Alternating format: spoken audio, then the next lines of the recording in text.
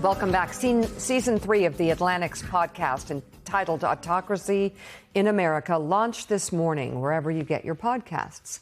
Pulitzer Prize-winning author Anne Applebaum hosts the program, which starts the season with an in-depth look at ICE and the deployment of the National Guard to American cities. And Anne joins us now with more. Peter Baker and Eugene Robinson are still with us as well. And especially in light of the shooting of Renee Good, Anne, I'm wondering what your thoughts are on the real confrontation between state, local, and ICE authorities across America and how that is changing things. So the argument of my podcast is that the use of ICE is not merely an issue of immigration, and it shouldn't be covered as immigration policy. That the point of ICE and the point of using the National Guard in American cities is also to create fear, to create intimidation, to make not just immigrants afraid, but ordinary Americans afraid. And the first episode of the podcast actually opens with the testimony of an American citizen who was arrested, put in prison by ICE, missed his daughter's birthday, never got any apology, never got any explanation. The use of these forces, the way they're being trained, the way they're masked, the way they drive in unmarked cars, this is not a normal police force, and it's functioning much more like the way a paramilitary force functions in a dictatorship. And I think Americans should begin to look at it like that. And Anne, the timing is coincidental but so striking that this moment on January 7th in Minneapolis comes a day after we all noted the 5th anniversary of January 6th. In that moment, President Trump cheered on, supported his supporters committing acts of violence against police officers, later pardoning them.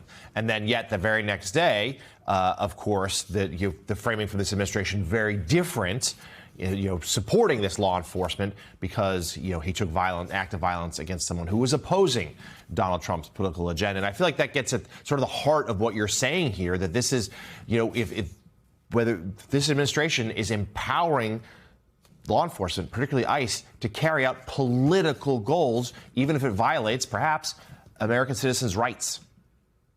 And or ends up with them murdered. Yeah, no, and I think the speed with which they lied about the events in Minneapolis, particularly coming just a day after they changed government websites to lie about what happened on January 6th, was genuinely chilling. And once again, it's proof that the purpose of these actions isn't what they say it is. It's not about fixing our border. It's not about maintaining the law. It's about exerting a form of power. And then the question is how they might use this down the line. Will they use it to intimidate people during midterm elections, for example? That was the question I have. As part of his wide-ranging interview with the New York Times, President Trump was asked this week whether he felt there were any limits to his global powers. Trump told a group of reporters, quote, "Yeah, there's one thing, my own morality, my own mind. It's the only thing that can stop me." He added, "I don't need international law. I'm not looking to hurt people." When pressed further about whether his administration needed to abide by international law, Trump said, "I do," but he made clear that he would be the arbiter when such constraints applied to the United States. He said, quote, "It depends what your definition of international law is." Peter Baker, your thoughts? This interview conducted by 4 reporters at your paper, and then you can take it to Anne.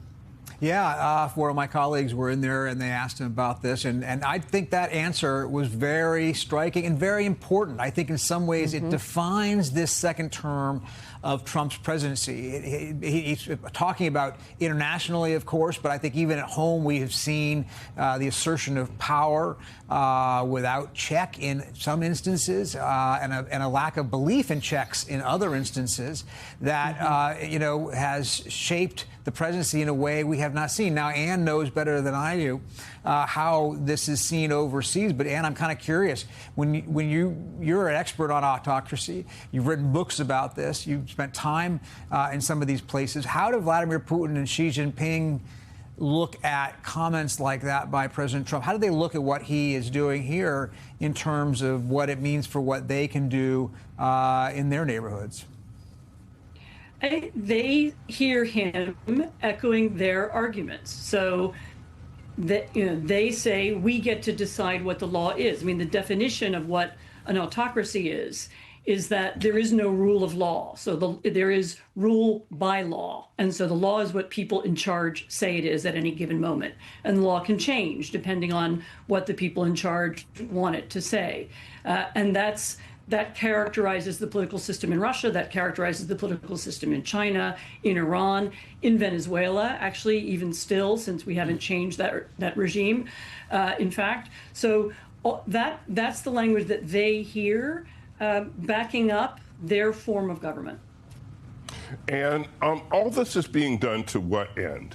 I mean, we've seen in other countries, Venezuela is one, where leaders have been elected, like Hugo Chavez was elected, then moved the country toward a more autocratic system, and his end was to be able to remain in power, which he did until he died of cancer. And Maduro then has sort of deepened and continued that system. To what end is this slide or this rush toward autocracy being orchestrated? So I'm glad you asked that, because that's actually the theme of this podcast series. The point is that I look at issues that you'll be familiar with, the use of ICE, the manipulation of elections, the games that are being played with redistricting and so on. But the point of all of these things is that they could get us to a point where the administration or the White House tries to change the system or change the institutions in order to stay in power. I mean, the point at the end of the day is to stay in power indefinitely. And I'm afraid that's what Trump and his supporters want. Okay, the first episode of the new season of The Atlantic's Autocracy in America podcast is available now wherever you get your podcast. I suggest you listen. Host and staff writer at The Atlantic, Anne Applebaum, thank you very much for coming on the show this morning. We appreciate it. We'll talk to you soon. And